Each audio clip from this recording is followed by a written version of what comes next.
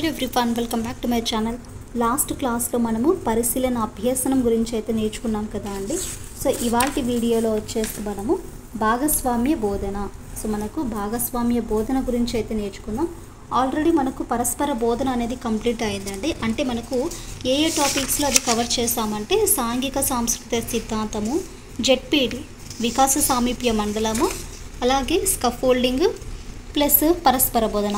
ఈ టాపిక్స్లో మనమైతే పరస్పర బోధన తర్వాత ఈ టాపిక్ని అయితే చూడడానికి అయితే ట్రై చేయండి.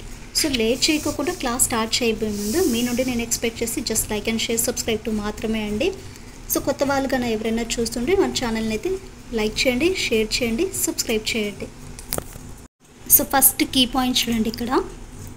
ఇక్కడ మనము స్టూడెంట్స్ని ఏం చేయాలంటే ఫస్ట్ చిన్న చిన్న గ్రూప్స్గా ఏర్పరచాలండి.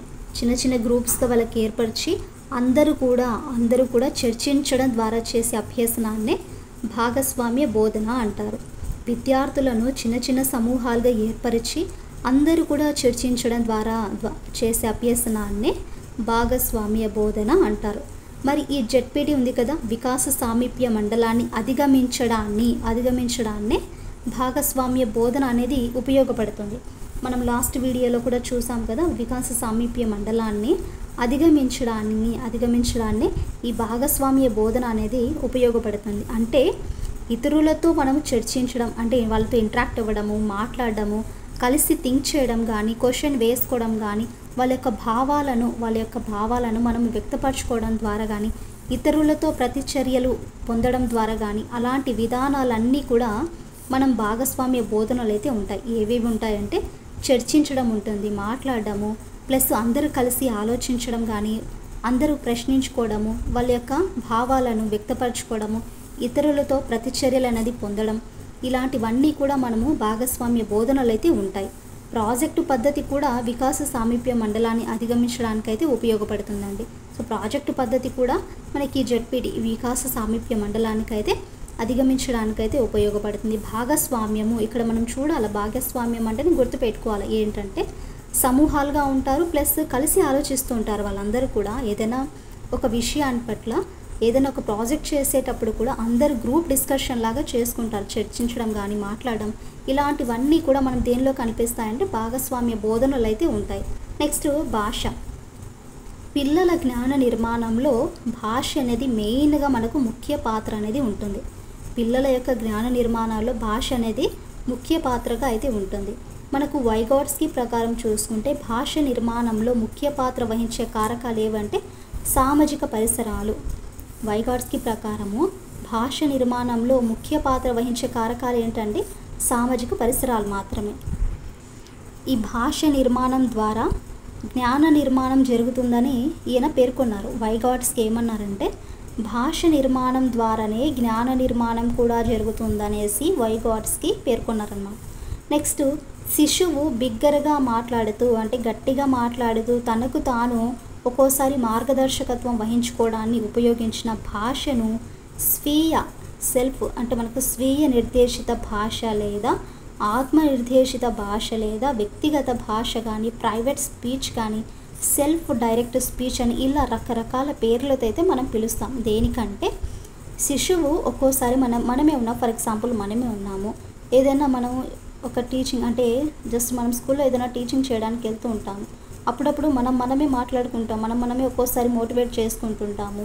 ఇలాంటివన్నీ కూడా అంటే సెల్ఫ్గా మనం చేసుకునే భాషని గట్టిగా మాట్లాడడానికి స్వీయ నిర్దేశిత భాష కానీ, ఆత్మ నిర్దేశిత భాష, వ్యక్తిగతంగా ప్రైవేట్ స్పీచ్, సెల్ఫ్ డైరెక్ట్, ఇవన్నీ కూడా మనము దీనికైతే చెప్పవచ్చండి. అండ్ మనకు వ్యక్తిగత భాష ఎప్పుడు కనిపిస్తుందని ఈయన పేర్కొన్నారంటే 2 నుండి 7 సంవత్సరాల మధ్య కనిపిస్తుందనేసి వైగాట్స్కీ పేర్కొన్నారు. వ్యక్తిగత భాష 2 నుండి 7 సంవత్సరాల మధ్య కనిపిస్తుందనేసి వైగాట్స్కీ పేర్కొన్నారు. మరి ఈ వ్యక్తిగత భాష అనేది అహం కేంద్రీకృత భాషగా ప్రాక్ ప్రచాలక దశ అంటే మనకు 2 నుండి 7 సంవత్సరాల మధ్యలో కనిపిస్తుందనేసి ఈయన జీన్ పియాజే గారు పేర్కొన్నారు. వ్యక్తిగత భాష అనేది అహం కేంద్రీకృత భాషగా ప్రాక్ ప్రచాలక దశ అంటే 2 నుండి 7 సంవత్సరాల మధ్యలో కనిపిస్తుందనేసి ఈయన జీన్ పియాజే పేర్కొన్నారు. దేనికంటే అహం కేంద్రీకృత భాషగా ప్లస్ ప్రాక్ ప్రచాలక దశలాగా ఈయన కనిపిస్తుందనేసి జియాన్ పియాజే గారు పేర్కొన్నారు.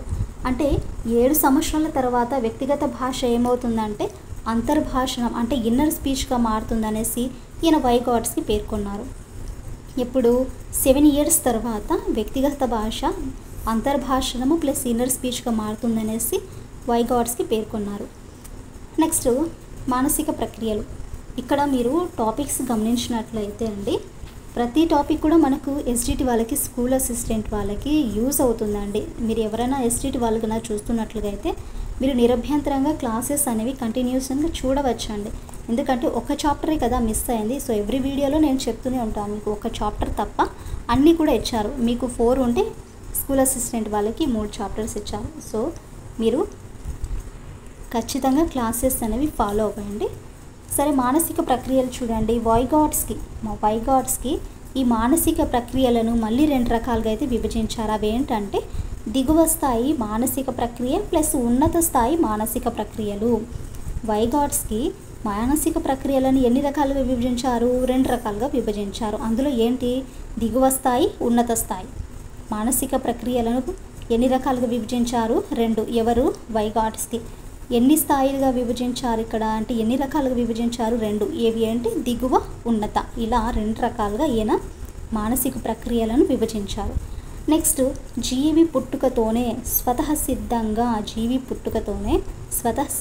వచ్చే మానసిక ప్రక్రియలను దిగువ స్థాయి మానసిక స్థాయి ప్రక్రియలు అంటారు. అంటే స్వయంగా పుట్టుకతోనే మనం స్వతఃసిద్ధంగా నేర్చుకుంటాం కదా, సో అలాంటి దానినే మనము దిగువ స్థాయి మానసిక ప్రక్రియలు అంటారు. అంటే పరిశీలించడం కానీ, ఐడెంటిఫై చేయడం కానీ, గుర్తుకు తెచ్చుకోవడము, క్వశ్చన్ చేయడము, డిఫరెన్సెస్ చెప్పడము, తెలుసుకోవడం, ఇవన్నీ కూడా దేనికిలో కిందికి వస్తాయంటే దిగువ స్థాయి మానసిక ప్రక్రియల్లో కిందికైతే వస్తాయి. ఏవండి? పరిశీలించడం, అబ్జర్వ్ చేయడం, ఐడెంటిఫై చేయడం, నెక్స్ట్ గుర్తుకు తెచ్చుకోవడం, రీకాల్, మనకు ప్రశ్నించడం, తేడాలు చెప్పడం, తెలుసుకోవడం, ఇవన్నీ కూడా మనము దిగువ స్థాయి మానసిక ప్రక్రియలో అయితే భాగాలు. అండ్ నెక్స్ట్ చూడండి, దిగువ స్థాయి మానసిక ప్రక్రియల ద్వారా ఆధారంగా సామాజిక పరిసరాలతో పరస్పర చర్యలను పొందడము ఏర్పడే మానసిక ప్రక్రియలనే ఉన్నత స్థాయి మానసిక ప్రక్రియలు అంటారు. చూడాలి, ఇక్కడ దిగువ స్థాయి మానసిక ప్రక్రియల ఆధారంగా, ఇక్కడ ఫస్ట్ స్థాయి ఉంది కదా, దిగువ స్థాయి మానసిక ప్రక్రియల ఆధారంగా సామాజిక పరిసరాలతో పరస్పర చర్యను పొందడం వల్ల ఏర్పడే మానసిక ప్రక్రియలనే ఉన్నత స్థాయి మానసిక ప్రక్రియలు అంటారు. అవునా?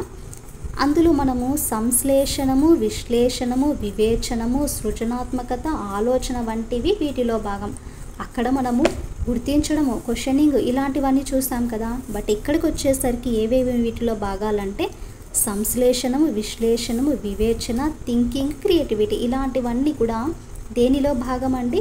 ఈ ఉన్నత స్థాయి మానసిక ప్రక్రియల్లో భాగాలు.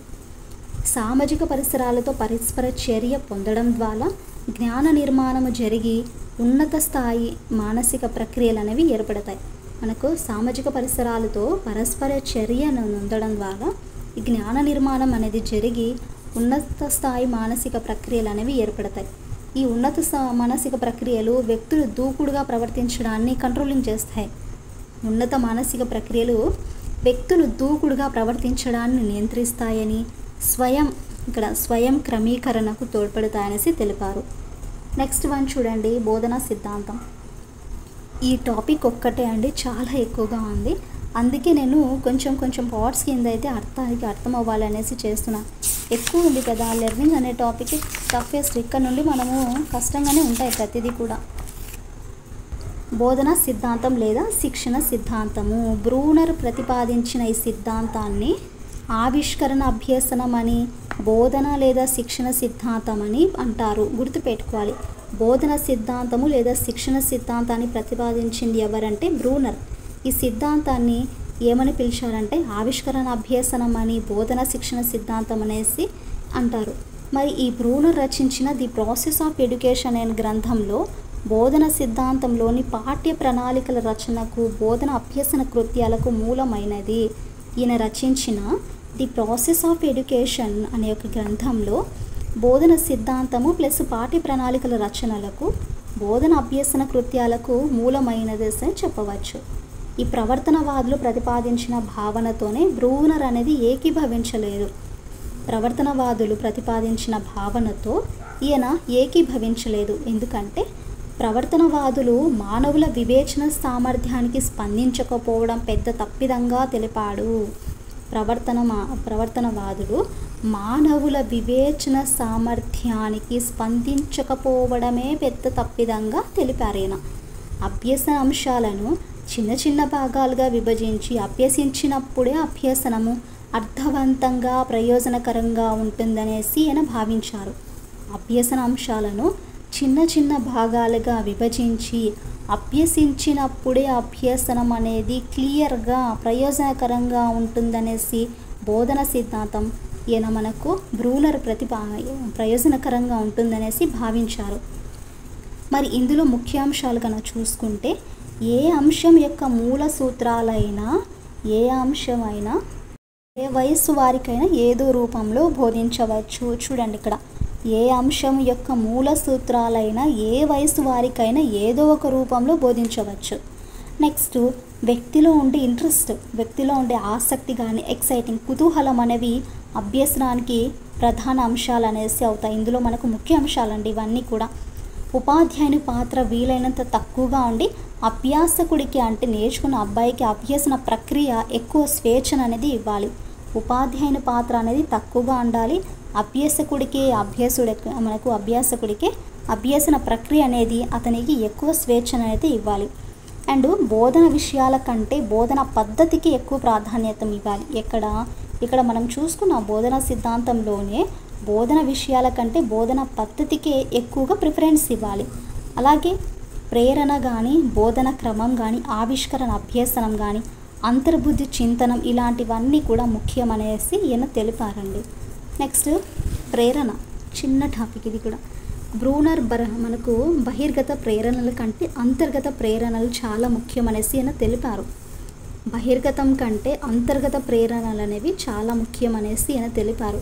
మరి బోధనా క్రమం గన చూసుకుంటే అభ్యసన అంశానికి సంబంధించిన మూడు క్రమశ్రేణి పద్ధతుల్లో అందించాలి. అవేంటంటే క్రియాత్మక పద్ధతి, చిత్ర ప్రతిమ పద్ధతి, ప్రతీకాత్మక పద్ధతి, ఇలా 3 క్రమశ్రేణి పద్ధతుల్లో మనకు అందించాలి. క్రియాత్మక పద్ధతిలో చూసుకుంటే అభ్యసన అంశాలకు సంబంధించిన విషయాలను క్రియల ద్వారా పనుల ద్వారా పరిచయం చేయాలి.